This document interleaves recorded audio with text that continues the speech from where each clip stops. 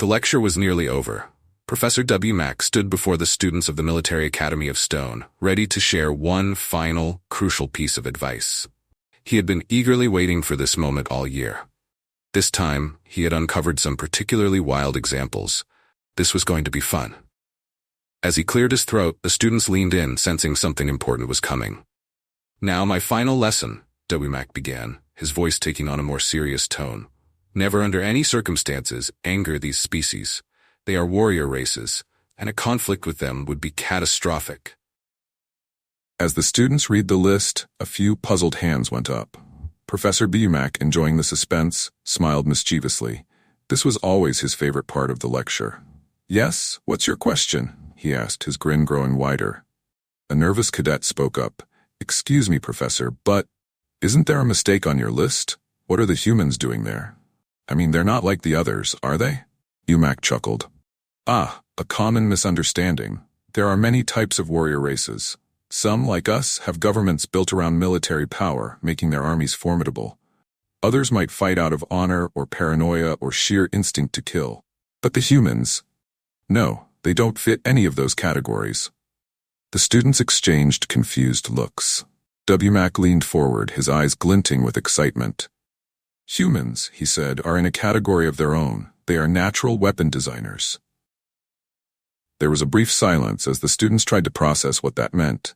How could such a seemingly ordinary species be classified this way? "Don't look so doubtful," Wmac continued, clearly savoring the moment. "Let me give you some examples. But first, let me ask you this. Did you know we had a human exchange student here last year?" The room buzzed with curiosity. The mystery deepened.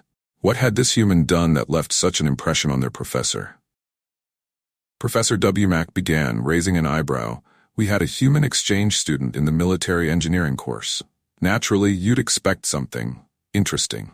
But what he made for his final project still gives me chills." The students remained mostly unimpressed. A few were already packing their things, convinced this would be yet another boring story. How wrong they were. "A shotgun? I hear humans are big on those." Professor Wmac shook his head with a smile. No, too simple. Most students that year designed rifles, submachine guns, maybe a shotgun if they were feeling bold. But not him. He went far beyond that. The room quieted down, curiosity sparking again. Wmac paused dramatically. A saw blade launcher. Murmurs spread across the lecture hall. "And what exactly does that do?" a skeptical student asked. Wmac's eyes gleamed. "Exactly what it sounds like. Launches saw blades. The thing could hold 12 in a magazine and fire 3 per second.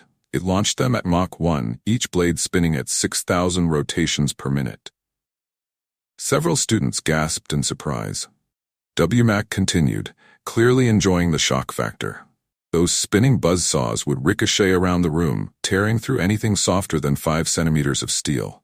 After the demonstration, the universal rules of warfare were updated to ban saw blade launchers for being too inhumane. By now, every student was locked in, fully paying attention. No one was bored anymore. Professor Wmac leaned closer to the audience, lowering his voice before dropping another bombshell. "And if you think that's extreme, let me remind you of the time a group of human scientists and engineers, working in their free time, mind you, designed a planet-destroying laser. The air in the room became tense. Wmac's voice grew louder. They planned to detonate a 10-gigaton antimatter warhead on a small moon. The explosion would create a massive crater which they'd use to focus the laser. Their calculations? Classified. But let's just say they found a way to destroy a planet at 200 times less cost than before." He paused, scanning the wide-eyed students. "And why did they do this?" Wmac asked, his tone almost mocking. "Because, and I quote, they thought it was cool." Several students shifted uncomfortably in their seats as the professor inched even closer, practically shouting now. "Just last year, a group of human amateurs designed a bomb that liquefies everything in its blast radius, turning it into molten glass. The reason? A mildly funny pun about the nuclear annihilation of a planet." The entire room was dead silent, the weight of his words sinking in. "And if you think that's the worst of it, here's the terrifying part." Wmac continued, his voice darkening. "Earlier this year, while studying a potential cure for brain cancer, human scientists accidentally created an infectious bacteria capable of selectively destroying parts of the nervous system. One of the most terrifying weapons ever conceived, and they stumbled upon it by accident. He turned back to the board, visibly calming down, but the tension in the room was palpable. If this is what human civilians come up with during times of peace, just imagine what their military could design in times of war.